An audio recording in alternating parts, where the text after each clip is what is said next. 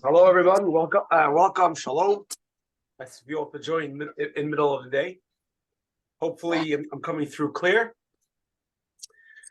So, we always want to connect what's going on in the world with the parsha of the week, and some portions of the week are a little bit on the technical side, which can make it not as exciting. But everybody knows these portions of the week. And many times we go through the story, and the story is told father to son, mother to daughter, teacher to student. It hasn't changed in 3,500 years. But not always do we stop to analyze the story or the details in the story and to try to take a lesson. So, in very, very short review, because I know everybody knows the details. The Jewish people are slaves by the Egyptians. And Moshe goes to Paro and says, let my people go. And Paro says, no. And then there's the 10 plagues and the Exodus, and we have a Seder. But if you stop and look at a bunch of details of the story, they don't make sense. And we're going to try to connect. Alexa, turn on the air conditioner. We're going to try to connect. Also, I found a routine Alexa, that ends your day on the right note with hits from the radio. Alexa, Do you stop. want to try it?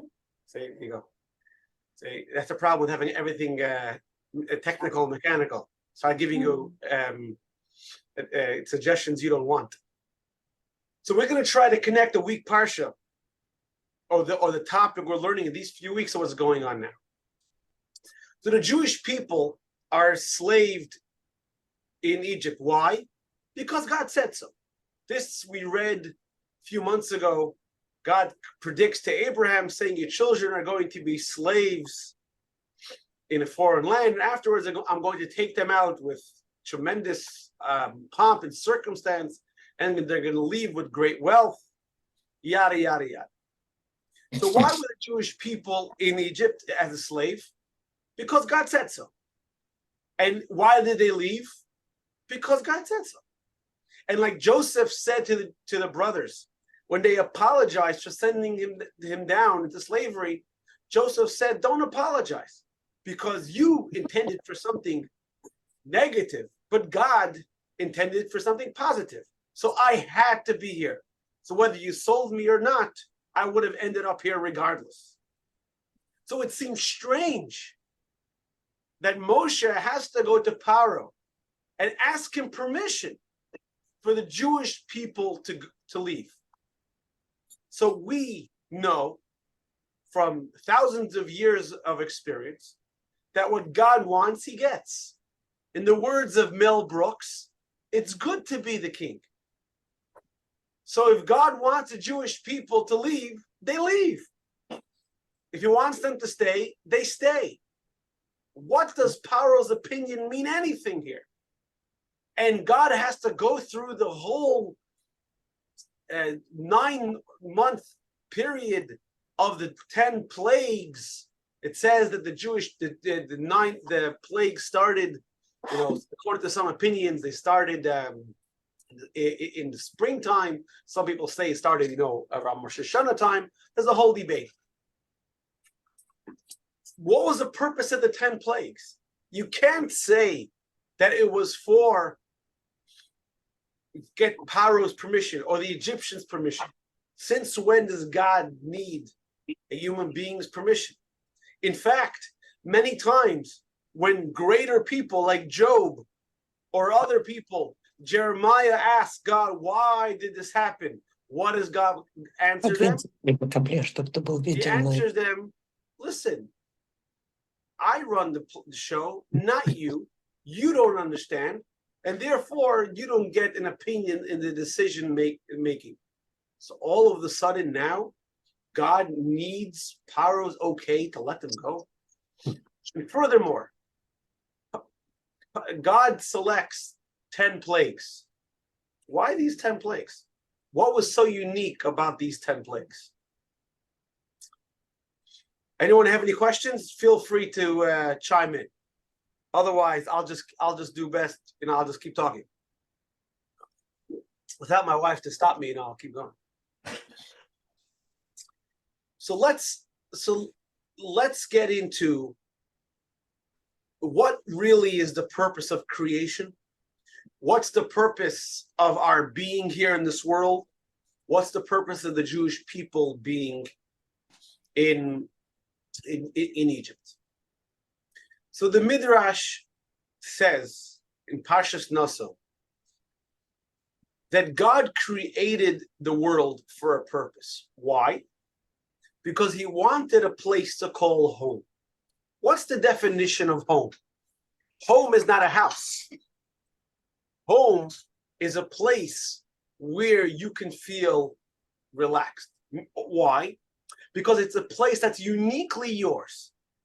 So let's say you have a developer who developed and built many, many, many houses, Lennar homes, many, many houses, but none of them are home. They're just a building. So a home means that this is your dwelling place. This is a place where you can fully express yourself. Now, outside our home, we are more reserved. At home, we feel free to express ourselves. But that means there are other places that exclude us from expressing our true personality. So when you say the word home, you automatically have a distinction where you are yes and where you are not. So before God created the world, Hayahu Ushmoy Lavadai, it was him and his name alone. God was everywhere. There was no place where he was obviously, no one can say, oh, God is not here. Then God went about creating the world, and he created the realm, the material existence as we know it. And in the material world, in this physical realm, it appears as if God isn't. So what's our job? Our job is to reveal that God is, which is interesting, because the truth is, God is. We're not inventing God. Christopher Columbus didn't invent America. He discovered America. America was always here. God is always here. Or as the famous joke goes, there was a father who was a communist atheist, and to his chagrin, his son became a religious believer. And one time, in order to put his son off these foolish beliefs, as he thought of it, he left a note at his bed, and the note said, God is nowhere.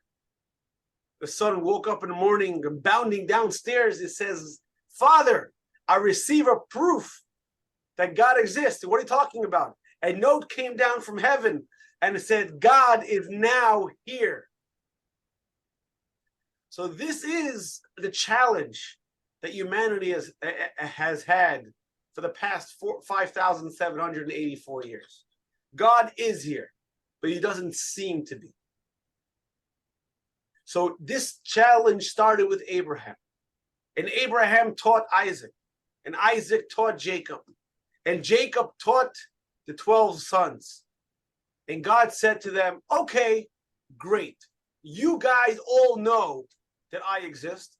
And you guys all know that I'm in control. But the whole world doesn't consist of you 12 guys and your father and 58 other souls. Jacob's family was 70 people. What about everybody else? So here we have the Jewish question, or the question asked in Fiddler on the Roof. Why should we break our head on the world? Let the world break its own head. And that notion, according to Chassidus, is a false one. Mm-hmm. So the reason why the family of Jacob descends into Egypt is to let them know what we already know, that there's only one God, and he controls everything. And Ein Od Mavadai, nothing exists outside of him, and nothing happens without his hashgacha, without his say-so. So now let's revisit the story. And in the story, You can take out the word paro and you could put in the word UN, BBC. Moshe stands for truth, and paro stands for world opinion. At that time, everybody worshipped multiple gods. There was no such thing as atheism. It didn't exist. Do you know that when the Romans came to the Bet HaMikdash, they thought that Jews were really atheists? Because how can you worship an invisible God? You guys probably just put up a temple to an atheist God. That's why all the invading armies always put a statue. What do you mean you can't have a temple without a material God? So the Egyptians also. The Egyptians worshipped Ra, the sun god, and they worshipped the Nile, and they worshipped the sheep. And I'm not well versed in Egyptian mythology and hieroglyphics and all the other stuff, but we know that the Egyptians worshipped many gods. But that wasn't just the Egyptian, that was everybody. So now let's revisit the story. Moses comes to Paro and says, Paro, I got bad news for you. Says what? All your gods are zero. You're a Meshuggah. There's only one invisible God you can't talk to, you can't touch, and he controls everything. So Paro said, you call me the Meshuggah? You're the Meshuggah, because we're the public opinion. Everybody worship multiple gods. I never heard of that God. That's why when Moshe says, let my people go so they may serve me, Paro doesn't just say no. He says, who is this God? I should listen to him. This answer, this reply to Moses only makes sense if you put it in the light of Chassidus. Because it's not like Paro didn't believe in God. He believed in God. Moshe came to him and said, Hashem Echad. There is only one God. And Paro said, no, that doesn't make any sense. How could God be in charge of the upper spheres, the heavenly bodies, and be in charge of the grass at the same time? How could God care about the celestial sights and be spiritual, yet care about the caterpillar and all that? Can be. It can be. Moshe says, but that's the way it is. Doesn't make sense. And as much as Moshe tried to talk to Paro, Paro says, doesn't make sense. And the proof is, you're the minority. Let me share with you a story. This is, by the way, this is just tea, not l'chaim. Just in case. In the 1600s, I believe, Rabbi Smith, you can correct me if I'm wrong, there was a Jewish prodigy. His name, I think he lived in Amsterdam, I believe. Maybe he was from Czechoslovakia, they went to Amsterdam. His name was Rabbi Yonason Eibeshitz. That was his name. He lived in a time where the Jewish people produced a lot of great scholars. But he was a genius, very, very, very sharp. And his renown as a child genius prodigy became known not only in the Jewish community, it became known in the Gentile community as well, until it reached the king's court. And the king wanted to meet this child prodigy, this amazing Jewish kid. Now, you have to remember, this is the 1600s. This isn't progressive Europe. This is Catholic Europe. So Rabbi Yonason, little, I think he was 5 or 6 at the time, shows up to the king's court. And the king asks Rabbi Yonason, so tell me, Yonason, how did you get here to the palace? So Rabbi Yonason said, because you sent an Uber, you sent a carriage. So the king said, but I had not sent a carriage, how would you get to the palace? You've never been here before. You don't know where I live. So Rabbi Yonason said, I would ask directions. So the king said, yeah, but what if the guy's Israeli and doesn't know how to give his directions and doesn't have the words in his vocabulary, his vernacular, doesn't know how to say, I don't know. If you've ever been to Israel and asked for directions, you'll know exactly what I'm talking about. So he says, I'd ask a second opinion. And that's how I would know. So then the king says, but what if the two people give you different directions? Then what do you do? So Yonasan answers, I'd ask a third opinion. And whoever is the majority opinion, I would know that that's how you get to the way. So I grace a shmeichel, a big smile breaks out across the king's face and says, so you're saying that if the majority says something, then that must be the truth. Here, the majority of the world are Christians, and the Jews are the minority, so obviously we're right. And everybody in the king's court broke out into applause because, the king outsmarted the Jewish kid. So when the whole commotion died down, the innocent said, with all due respect, Your Majesty, I would only ask for directions if I didn't know the way. Once I know the way, there's no need to ask directions. Not only is there no need to ask for directions, because I know I am on the correct path, no matter how many people, it could be the majority of people, come and tell me that I am on the incorrect path, I ignore them. I pay them no heed because I know I am on the path of truth. Conversation ended. Moshe comes to Paro and says, listen here, you guys are on the wrong path. There is only one God. And I'm telling you that he's saying the Jewish people have to go worship God. By the way, if you pay close attention, many times when we look at this story, we consider Paro to be obnoxious and stubborn and outright foolish, because don't you know you're going to get punished? It reminds me of another story. I believe the Rebbe told the story that every year when they would read the story of Yosef, when he would go from Hebron to Shechem and then to Dotan, and his brothers throw him into a pit, she would scream out from the women's section, "Don't go! Don't go! They're gonna hurt you." Finally, one year she didn't scream out. Someone asked her, "How come this year you didn't call out?" She said, "I warned him once. I warned him twice, 3 times. He doesn't listen. It's not my problem." Right? You listen to the story of Paro, you're like, Paro, when are you going to get it through your head that God's going to do it? But Chassidus explains that if you look at the story, Paro's not the illogical one. If you think about it, Moshe is the illogical one. The request of Moshe is outright lunacy. You have to imagine that Egypt is the United States of the time. They are the superpower, the economic superpower. And they're working class. They're middle class, and all those people, the election people call folks, they pretend to care about, right? It's exactly the same. They pretend to care about the working class, right? They were the engine of the economy. So you imagine someone walked into Joe Biden's office and says, I want you to give 3 days, a 3-day holiday.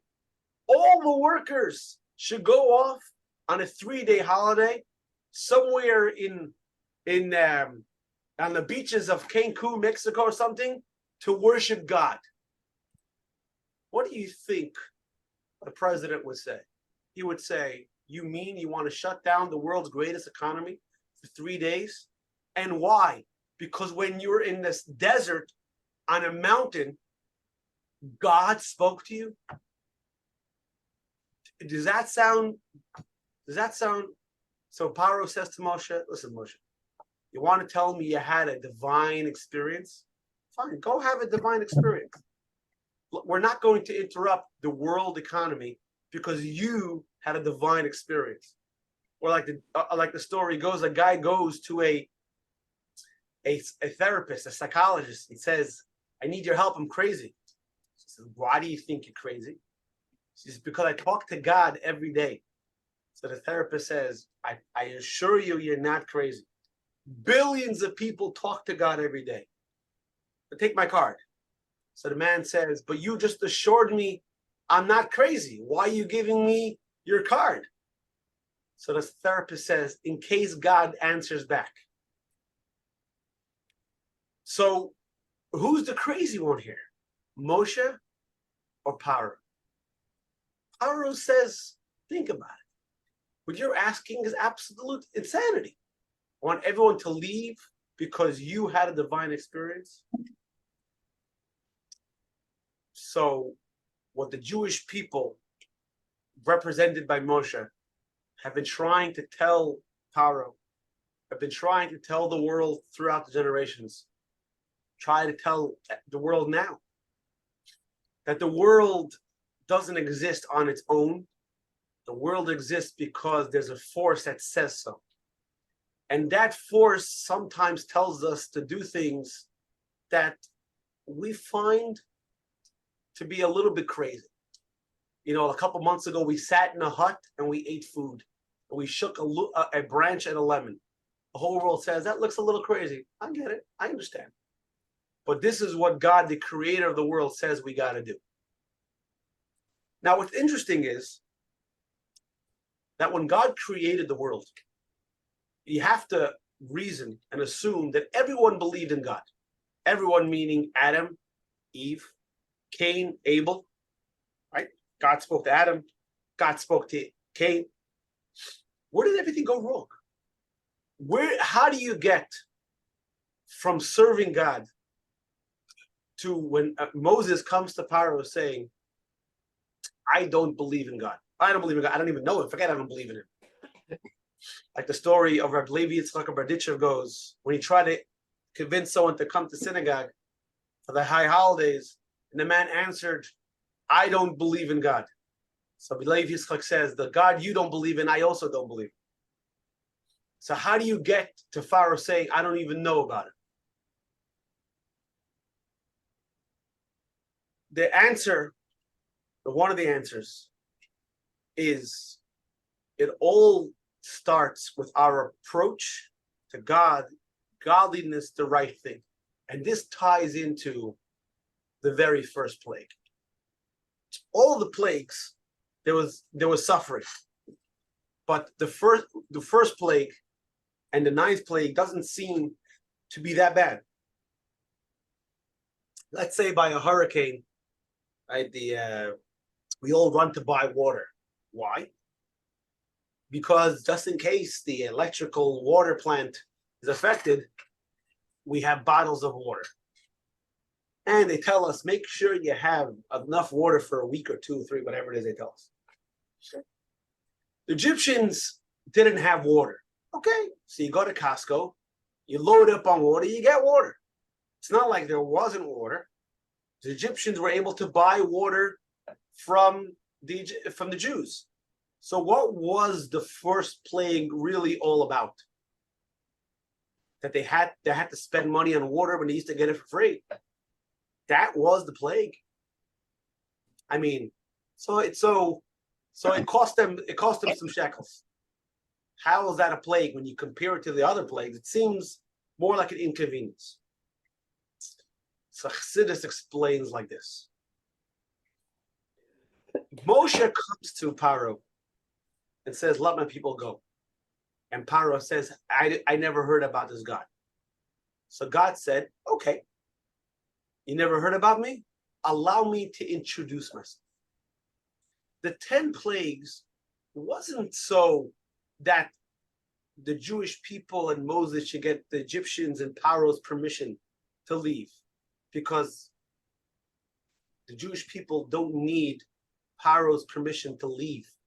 It's almost like you hear today, Israel has the right to exist. Excuse me, but I don't need your right to exist. Israel exists whether you like it or not. Israel doesn't exist because you say so. Israel doesn't exist because the UN says so, 1948, or because the US supplies it with weapons. Israel exists because God says so. Like the verse in Deuteronomy says, the eyes of God are upon the land from the beginning of the year to the end of the year. So we'll take your support, but never think for a moment that our existence is tied to your resolution in some hall of government. the Jewish people don't need Paro's permission to leave. They could leave. But going back to how we started, the Jewish people believed in God. And the Jewish people knew that God controlled the world. But the question is, what about the rest of the world? You know, one of the beautiful things about Judaism is, compared to other religions, is we don't believe that Messiah, a better time, utopian times, is coming just for the Jews.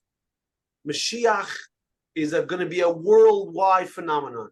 Mashiach is coming for humanity, for Jew and Gentile alike. Because Mashiach is about that Ein Oid Milvade. There is no one else aside from him. Who started that process? Well, it started with Abraham. But Moshe accelerated the process. So you have to understand, Kabbalah says, that everybody in the Torah are templates. Paro is not just a person. He's a template of a type of person. Egypt is not just a place. It's a template. We're talking about world opinion. So the Jewish people go to come to the world and say there is only one God. And the world says, never heard of him. So what does God have to do? God has to educate it. So one of the things the Egyptians believed in, they believed in the Nile. They believed in nature. Now, the Nile is water. And water, explained in Kabbalah and expounded in Chassidus at length, is calm, is cold. Chassidus explained this represents indifference. Do you know that the opposite of love is not hate? Because you can't hate a person that you don't care about. In order to hate somebody, you have to care about them. Now, the feeling is a negative one, but the opposite of love is actually indifference. So you can go to a person that's on the wrong path, and you can talk yourself blue in the face, but if they don't care, you're not going to have any impact.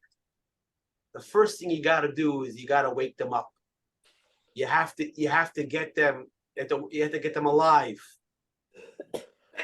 because in Yiddish, there's a slur when you call someone a kalte bria, cold person.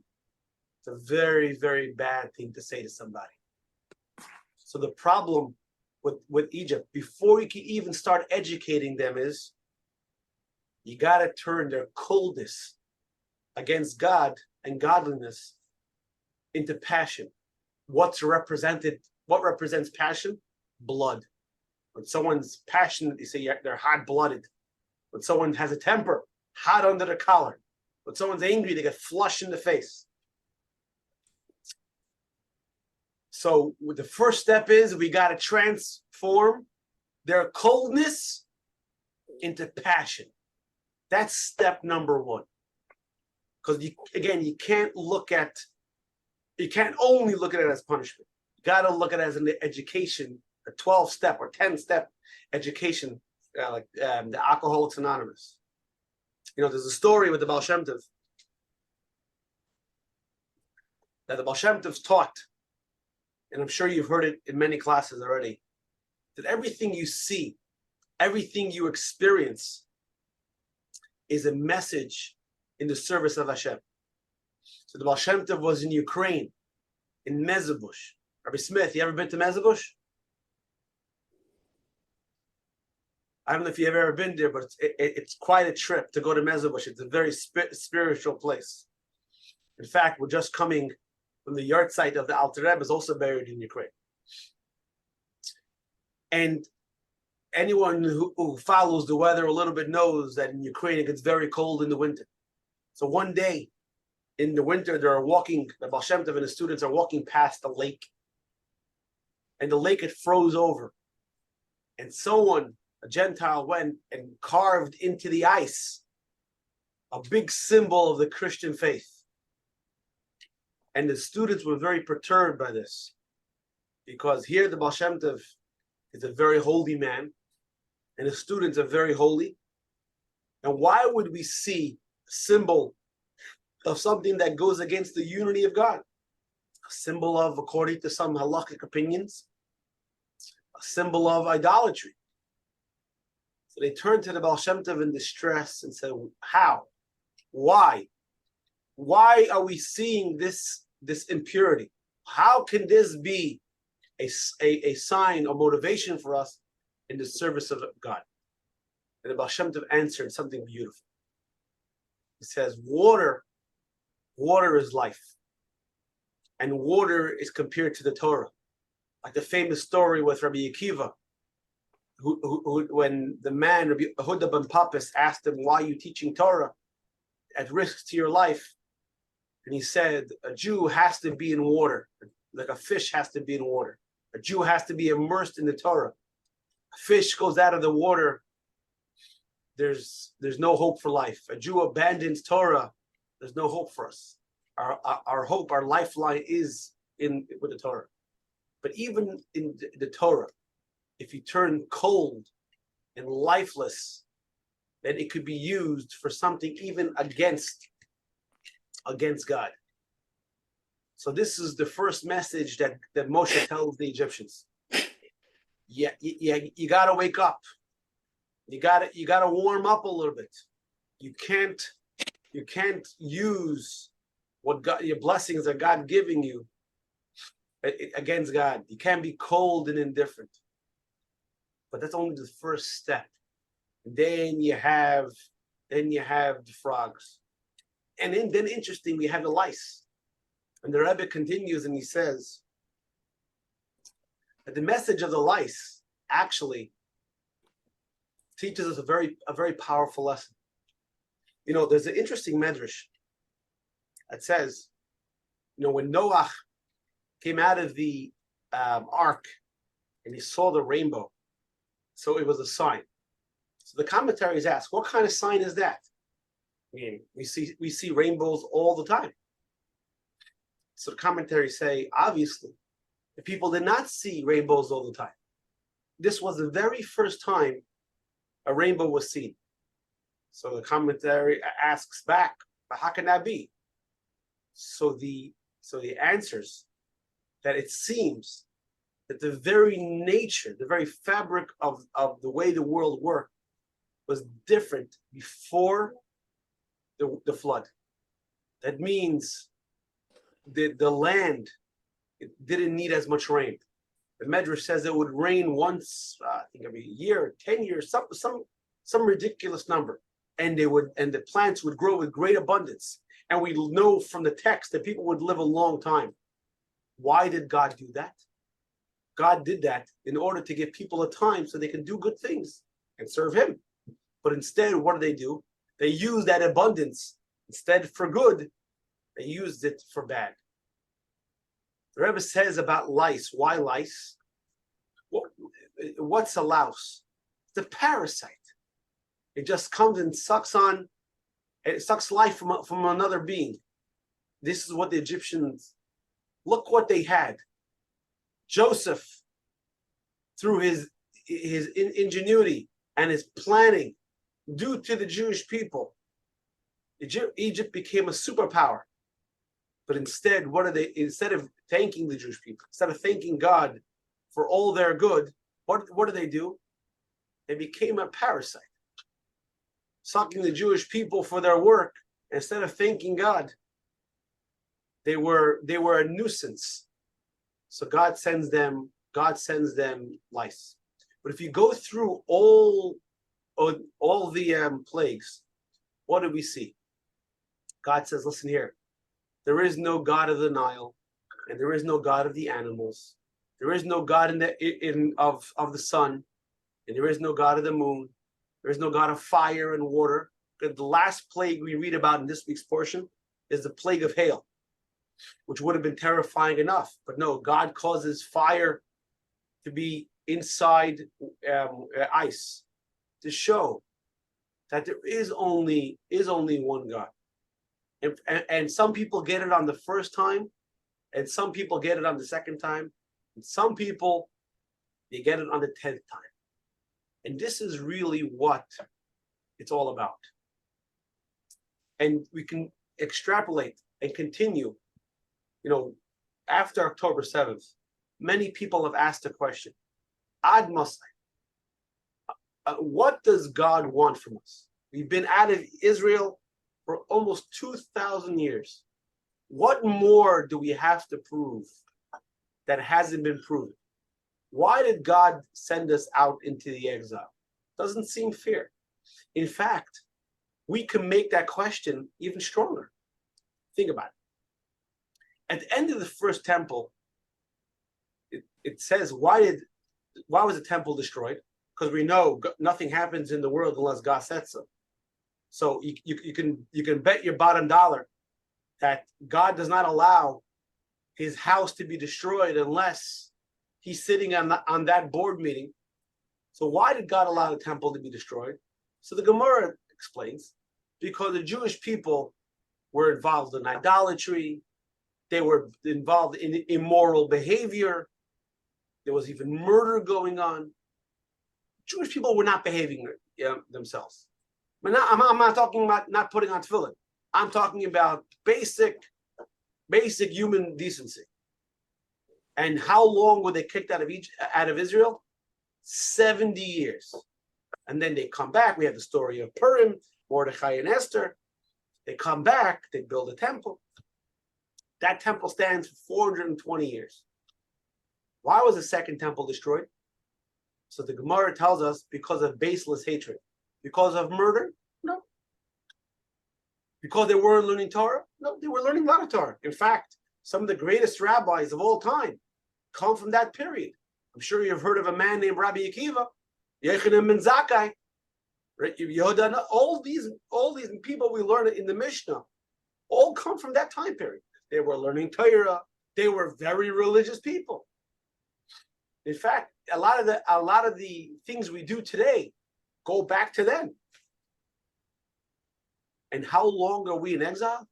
Almost 2,000 years. I don't get the math. No one does. So it can't be that God's punishing us. Chassidus explains that everybody knows the land of Israel is a holy land. That's been established. Even when the Jewish people are not there, it's still the holy land. The question is, what about the rest of the world? The rest of the world is believing that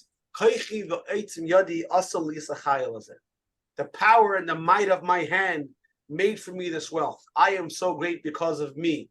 And look at what I've done. And society, in fact, one of the problems we have today is society has come to the conclusion that they've done human progress, societal progress, because they figured it out on their own. But for thousands of years, humanity was barbaric. And somehow, one day, in fact, there's a story, Rabbi Manis Friedman tells a story, how one time he was having a conversation with somebody, and he says, we don't need the Torah. Society has got it. So Manis Friedman says, okay, tell me something that society has figured out without the Torah. So he said, easy, don't kill. So Rabbi Friedman says, yeah, very funny.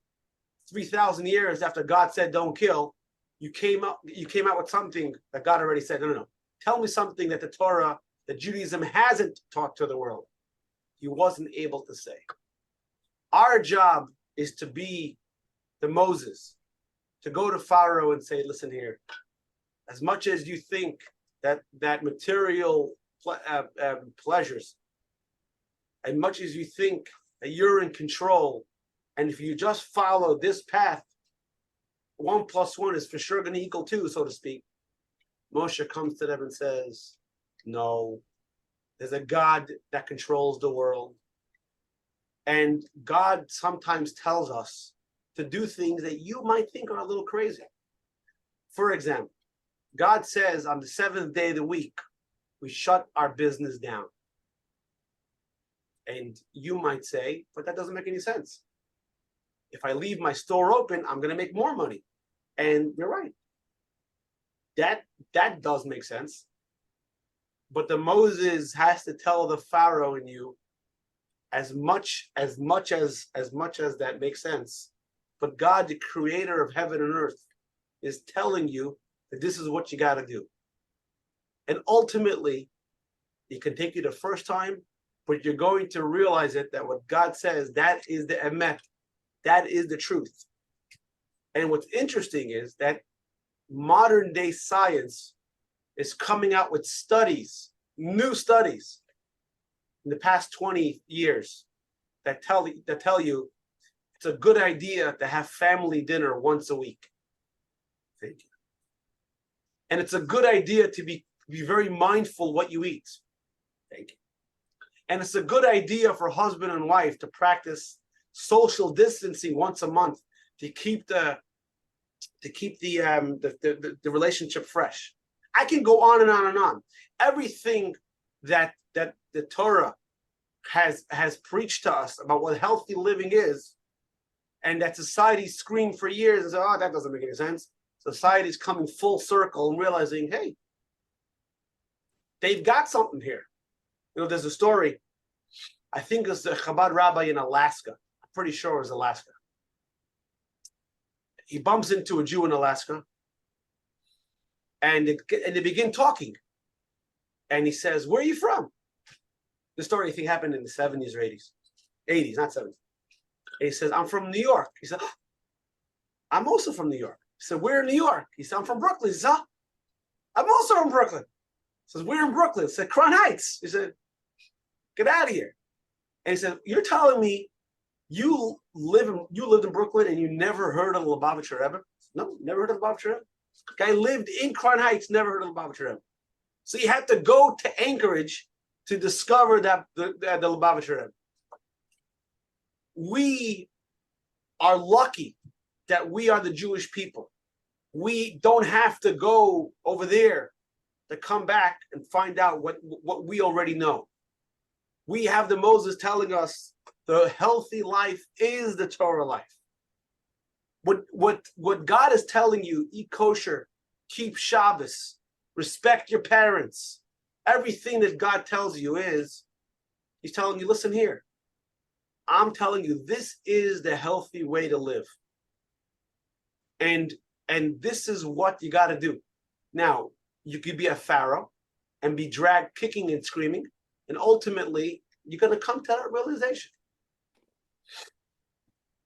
But it's not just about, listen, God says, if you don't do it, you're going to be sick. There's a lot more. There was a Hayom Yom, the Rebbe writes a note that says that God created the world from spiritual to physical. That's how God created the world. And from one God, we have duplicity, we have multiplicity, we have diversity, we have various different types of species on land, in the sea. What's our job? So in the words of the Friedrich Rebbe, the Ebershter's Hakamacht from Ruchni is Gashmius. God made from spiritual material, and our job is to make from physical spiritual. I don't have a dollar bill on me, but if you look at the back of a dollar bill, no, sorry, the tzedakah pushka is in the other room. But if you look at the back of the dollar bill, there's a very, very, very powerful message. The back of a dollar bill says "E pluribus unum," from the many. $1 bill is composed of the United States. Yeah, thank you. My watch is talking. It says "from the many, one." That's our job. So Paro says to Moshe and says, "Listen, Moshe, stop with your garbage. You want to be serve God, but stop bothering everyone else with your belief. I'll have my God, and you will have your God." You guys remember that scene in the Frisco Kid where the rabbi is talking to the Indian, and the rabbi is telling him, saying, you know, our God. He says, "Stop calling him our God. I have enough problems with my God." And the rabbi says, "But there is only one God." This is the conversation that Moses is having with Paro. Stop calling him my God. He's everyone's God. There is only one God. And he has a code of conduct that he expects of us. And he has a code of conduct that he expects of you. And part of that conduct means you can't mistreat people. And so when you act in accordance with Hashem's will, when you wake up in the morning and instead of eating, you stop and you say the morning blessings and you say the Shema, and you're hungry and you grab an apple and you want to devour the apple and you stop and you make a blessing, what you're doing is you're making the physical spiritual. You're showing that the blood is not just the water in the Nile is not just water, it can be blood. It could be whatever God says. When you do something because it's initiated by an intention that this is what God wants, now it's not just a physical item. Now it's infused with holiness. Otherwise, we can give into the Pharaoh inside of us to just embellish, devour, step on others to feed our desires. There's a story with Rabbi Yisrael Salanter. I know I'm a Chabad rabbi. You know, you don't hear a lot of stories of Chabad rabbi giving examples of Rabbi Yisrael Salanter, but no, I don't come from a Chabad family. So one time he saw somebody eating a piece of chicken with gusto. He wasn't just eating the chicken, he was devouring the chicken. So Yisrael Salanter goes over to him and says, you like chicken, huh? So he says, Rabbi, you like chicken? I love the chicken. He says, you love the chicken? He says, I love the chicken. He says, you know what they did to this chicken? He says, first they shechted it. Then they plucked out its feathers. Then they salted it. Then they put it into an oven. And now you're eating it. So you don't love the chicken, you love yourself. A Jew's job, and this is why we're in the exile. This is why we went down to Egypt. And this is why we're spread out all over the world. Our job is to teach the world, and we say it every day in Aleinu 3 times a day, Sakin Olam, Malchus Shin Daled Yud, to establish the world to know Ein Od Bevade, there is only one God. And that doesn't mean, by the way, spiritual lofty things. That means before you have the impulse to do something wrong, you think to yourself, going back to the dollar bill, the triangle on the dollar bill, the all-seeing eye. There's someone watching you, and there's a being that holds you accountable. And that doesn't mean that negative. That means there's someone who believes in you and thinks that yes, while you're tempted to do A, B, and C, you have the ability to overcome that indulgence. It's very easy for a person in power to enslave and beat down and trot upon other people. But the question is, are you going to live up to your divine image? Are you going to have self-control? There's that scene from Schindler's List, where the character Oskar Schindler is trying to convince the character who plays Amon Goeth that true power is not when you hurt other people. True power is when you show self-restraint. This is what Moshe is trying to tell Paro. Stop worshiping yourself. And Paro did worship himself. In fact, Paro told everybody that he was a god. That's why I think it's today's Chumash. Correct me if I'm wrong, Rabbi Smith. That the God commands Moshe to go down to the Nile when Paro is bathing in the Nile. Why was Paro bathing in the Nile? Because Paro told everyone he was a god, and gods don't have to relieve themselves. So when Paro would go down to the Nile to bathe, cleanse, he would take care of his bodily needs.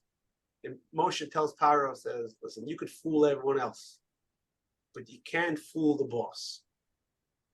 And if you think you're fooling the boss, you're only fooling yourself. Our job, so the whole world says Israel's committing genocide, and the whole world has an opinion of how Israel should conduct a war, and the whole world has an opinion of how Jewish continuity should be, and what we should be, and everything else. Our job is to stand up for truth and say, listen here. We've been through that before. We've been through Paro try to tell us that this is the way to act.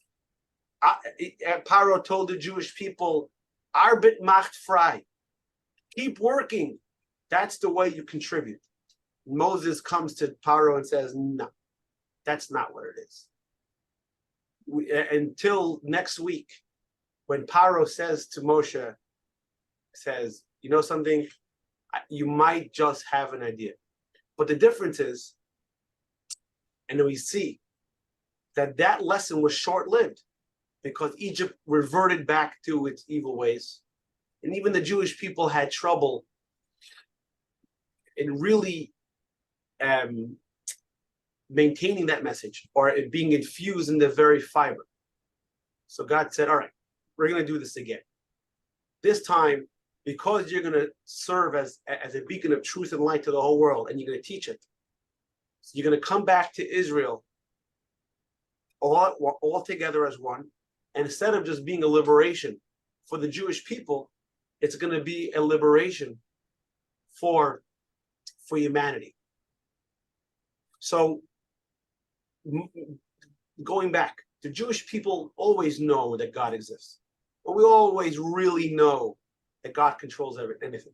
We are maminim b'nei maminim, believers, the children of believers. And like the Rebbe once spoke, there is no such thing as an atheist. No one actually believes that the world happened on its own, everything happens on its own. No one actually believes that. That's why we cry by tragedy. The question is, what does the rest of the world believe? What do they hold? And I'll end off with a story. The Alter Rebbe's colleague and later Rebbe, his name was Rab Nachum Mendel of Vitebsk. Vitebsk was close to the Lithuanian opposition. So after the Maggid of Mezrich passed away in 1772, he decided, due to the opposition to Hasidism, he was going to move to Israel. I think he moved in 1773, 1774. And if you've ever been to Israel, you know there's no shortage of eccentric and interesting people. Let's leave it like that. So one day, a man goes on the Mount of Olives, and he blew the shofar because there's a famous midrash that tells us that Elijah will go up on the Mountain of Olives to herald Mashiach's coming. And everybody was ecstatic, and everybody was excited that Mashiach is coming. And he went into Rabbi Nachum Mendel and said, Mashiach's here. Rabbi Nachum Mendel opened the window. He gave a sniff. Said, no, Mashiach's not here. So that the students afterwards analyze the story. Because every action of a tzaddik, of a righteous person, is a telling message. And they asked, so why did Rabbi Mendel have to open up the window? If he knew Mashiach was there, then he knew. And if he knew Mashiach wasn't there, then he knew. What's the significance of him opening the window? So the Chassidus explain like this: Mashiach represents a reality. The reality is that God created the world, and He put every single human being, Jew and Gentile, on this world for a purpose. And when we realize that purpose, it will be like the prophet says, no jealousy and no fighting, because if everyone has their individual purpose, there's no need to be threatened and jealous by the other guy. So that's the godly reality. That's the reality that Moses is trying to tell Paro. But Paro is thick-headed. The world is thick-headed. We all have inside of us a Moses and a Paro. But like the Alter Rebbe writes in Tanya, in chapter 10 and 11, a tzaddik, a Moses, Rabbi Nachum Mendel of Haradak, and Alter Rebbe, they don't have a Paro inside of them. To them, the fact that God is the only reality is their reality. The problem is they're waiting for the outside world to catch up. They're trying to convince the Paros of the world, both exterior and internal of other Jews, that, guys, there is only one reality. So that's why in his own atmosphere, Menachem Mendel of Haradak, Menachem Mendel Vitebsk, already had the messianic godly reality. Question is, he was waiting for the outside world. He had to open the window. So this story is a microcosm. This story lays the way. Remember what I said earlier is a template for the future redemption. And like the prophet said, just like when I took you out of Egypt, I will show you miracles now. So now Jewish people were saying, how could the world be so blind? How could the world be so one-sided? Everybody knows what real genocide is. Everybody knows what terrorism is. Everybody should know what good and bad is. Isn't it 2024? Haven't we come this far? How could the world opinion, how could Israel, the only democracy in the Middle East, be taken to court? Today, South Africa filed a lawsuit against Israel in the Hague. How could it be? How could it be? This is what's going to happen. When Moshe came to Paro and said, let my people go so you can serve me, it got a little worse before it got better. And even Moses said, God, what's going on? Nothing makes sense here. And God reassures Moshe in the beginning of this week's Parsha. Have a little faith. Trust in me. I promise you. Not a promise as God made has not come true. God promised us He take us out of Egypt. He took us out of Egypt. God has promised He's going to take us out of Israel, out of exile, with tremendous miracles and bring us to Israel with peace and security. It's going to happen. It's not a question of if. It's a question of when. Like the Rebbe said, just like by that exile, the worst slavery, the worst suffering for the Jews was right before the redemption. Has there ever been a worse time of exile than we're experiencing now in the past 100 years? No. The Rebbe's promise, and the Rebbe in his 40 plus years of leadership, not one promise has fallen short. Moshe, the Rebbe, the Moshe of our generation, has predicted and promised that now is a time for redemption. And all we got to do is believe, just like they believed back then. Just like they put forth their mitzvahs back then, we got to continue to do mitzvahs. We have to invest.